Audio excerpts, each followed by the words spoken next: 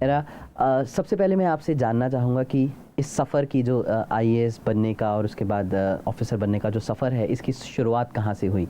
मैं बचपन से ही कुछ करना चाहती थी कि लड़का होती तो शायद आर्मी में जाती, और वैसे मैं सोचती थी कि या तो मैं डॉक्टर बनूं या कुछ ऐसा करूंगी देश सेवा। तो उस समय आईएएस आईएफएस के बारे में मैंने सिविक्स की किताब में पढ़ा था, तो मुझे तब से ही था कि बनना है।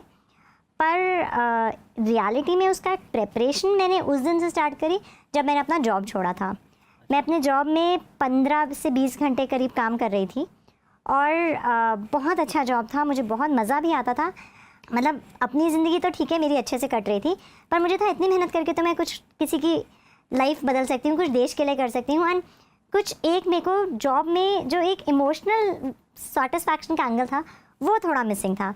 दो बहुत अच्छा जॉब था, मुझे बहुत अच्छे से कंपनी ने ट्रीट किया था, पर मुझे लगा कि इतनी मेहनत करूँगी देश के लिए तो शायद देश के लिए तो बहुत कुछ अच्छा कर सकती हूँ। तो इसका मतलब वो शुरू से ही वो जो बेंड ऑफ माइंड था वो उस तरफ था कि कुछ देश के लिए करना है। हाँ। या सोसाइटी के लिए करना है। तो सर कितना ज़रूरी है इस तरह का बेंड ऑफ माइंड होना, और कि आप जॉब भी कर रहे हैं और बहुत सेटिस्फाइंग जॉब है, लेकिन फिर भी सोसाइटी के बारे में सोचना और उसे दांव पे लगा के एक तरह से इस दोबारा से नई शुरुआत करना।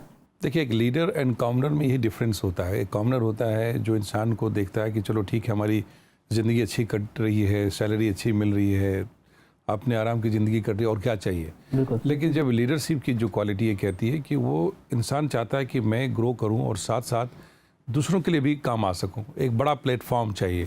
तो जब इन्होंने देखा कि भाई मेरे अंदर ये करने की क्षमता है और काबिलियत है, तो क्यों ना मैं कोई बड़ा प्लेटफॉर्म चुनूं जिसमें कि एक देश की भावना आ जाती है कि समाज के लिए, देश के लिए कुछ बड़े प्लेटफॉर्म में करें, जिससे कि एक रिवार्डिंग सेटिस्फेक्शन मिले कि जो कर रहे हैं वो सामने दिखाई दे। तो सिविल सर्विसेज के साथ ही बड़ी खास बात है कि जो भी डिसीजन कोई कैंडिडेट लेता है, कोई ऑफिसर लेता है, तो अपने सामने देख सकता है कि रिवार्ड है। मान लीजिए कि एज ए डीएम कहा कि हमें ब्रिज बनाना है, तो ब्रिज बनने के साथ साथ वो देख सकता है कि कैंडिडेट की कितने लोगों की उसमें जानें बच रही हैं, बाढ़ से लोग बच रहे हैं, कैसे लाइफ चेंज हो गया।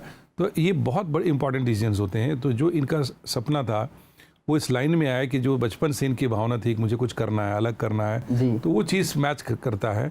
और वो जब जज्बा इंसान के दिमाग में बैठता है कि मुझे कुछ अलग सा करना है, तो फिर वो ड्राइव बनाता है, और वही चीज़ ईरा जो है इनको लेके आए।